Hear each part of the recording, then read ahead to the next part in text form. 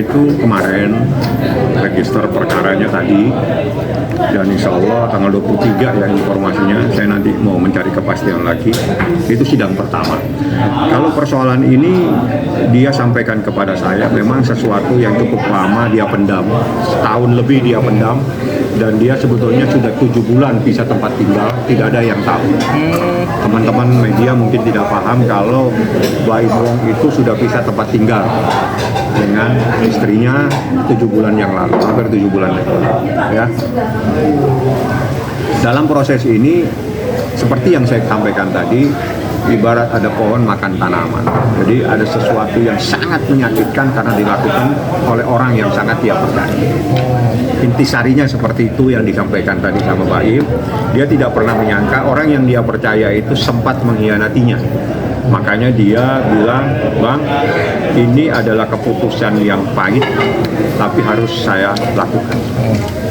Berarti konflik utamanya itu karena apa? Ya, karena konflik utamanya yang lain-lain itu ada, tapi paling krusial, paling prinsip persoalan adanya pohon makan tanaman. Bisa pengkhianatan dalam pernikahan banget.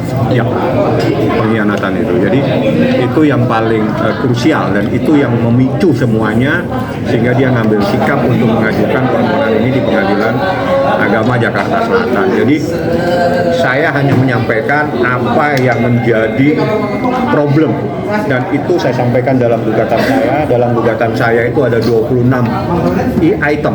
Jadi ada 26 item. Dari item itu kita bercerita tentang proses persoalan itu sendiri. Jadi termasuk dalil-dalilnya, termasuk ada hadis, termasuk ada kompilasi hukum Islam dan sebagainya. Jadi gugatan ini sekitar 20 halaman. Berarti ada 26 tuntutan dari Baim terkait pernikahan atau seperti apa? Macam-macam. Jadi 26 poin itu runutan atau memang tuntutan dari Baim? bukan, itu adalah kronologis kejadian. Oh, ada 26 poin berarti Bang? Ya, 26 poin. Tapi petitumnya itu adalah tentang perceraian dan hadona, aswana. Oh, asuhan. Untuk hak asuh anaknya sendiri itu gimana, Bang? Ya, itu diajukan sama Pak Baim sesuai dengan surat edaran Mahkamah Agung. Karena menurut peraturan yang terbaik untuk anak itu yang harus dilaksanakan. Jadi apa yang membuat anak nyaman dan sebagainya. Kalau terkait masalah harta gono ini itu gimana, Bang? Tidak dibahas dan saya tidak membahas. Kita fokus kepada perceraian dan hak asuh anak. Yang lain kita tidak bahas. Tapi sebelum adanya gugatan ini, Baim dan Paulus sudah bertemu untuk membuat kesepakatan Bang? Atau seperti apa? Tidak ada kesepakatan. Mereka udah bisa tempat tinggal sekitar 6-7 bulan yang lalu. Untuk komunikasinya sendiri gimana, Bang? Masih intens komunikasi? Nggak tahu, saya nggak sempat. Karena kan saya nggak tinggal di sini. Saya tidak nanya. Saya cuma mengumpulkan data, bertemu dengan beberapa saksi. Saya tanyakan benar nggak ada kejadian-kejadian seperti ini. Nah, dari saksi-saksi itu, ya sudah, ini berarti rumah tangga ini sudah tidak bisa lagi diselamatkan dan harus diajukan penyelesaian melalui pengadilan. Bang, mungkin kalau waktu itu pas Baim sempat menyampaikan nggak sih ketika memutuskan untuk pisah rumah tinggal, mungkin respon Paulus seperti apa gitu yang disampaikan ke Baim? Saya nggak tanya tuh, karena itu masalah Paula coba ditanya langsung kepada yang bersangkutan ya. Jadi saya tidak kenal sama termohon, saya juga tidak tahu dia tempat tinggal di mana, yang sesuai dengan alamat di gugatan saja yang saya tahu.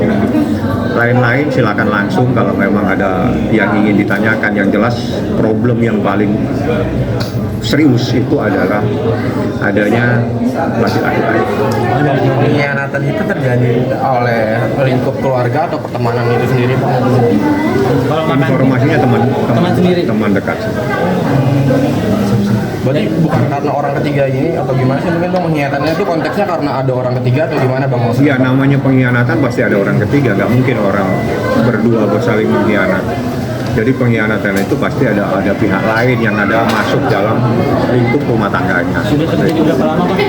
Kalau dia pisah tempat tinggal itu 7 bulan yang lalu, 6-7 bulan yang lalu. Saya coba tidak mendetail, yang jelas lebih dari 6 bulan. Kalau pengkhianatannya mungkin dari Baim ke Yang Baim jelaskan itu secara mendetail itu dia saat pisah tempat tinggal. Jadi sekitar 7 bulan, tapi problemnya udah lama. Dia bertahan dalam rumah tangga ini semata-mata dalam kepentingan anaknya yang masih kecil. Sampai akhirnya Baim menyerah seperti apa? Menyerah karena itu adalah di saat seseorang sabar, kesabaran itu juga ada batasnya. Jadi di saat kesabarannya sudah tidak bisa lagi dipertahankan, maka jalan keluarnya dia minta diselesaikan melalui pengadilan. Itu yang terjadi. Itu waktu pisah rumah tinggalnya di mana Bang Paula? Baim di sini, Paula saya nggak tahu. Paula di jalan rumah yang sekarang, apa? Jalan Delman atau apa itu?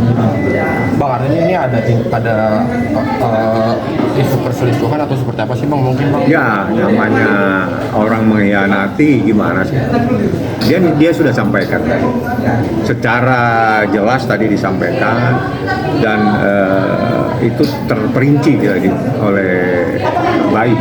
Ya, saya hanya menyampaikan bahwa tidak serta-merta gugatan ini diajukan, tapi ini memerlukan pemikiran yang cukup panjang. 1 tahun dia berpikir, 7 bulan dia bisa tempat tinggal. Itu luar biasa kesabaran seorang laki-laki.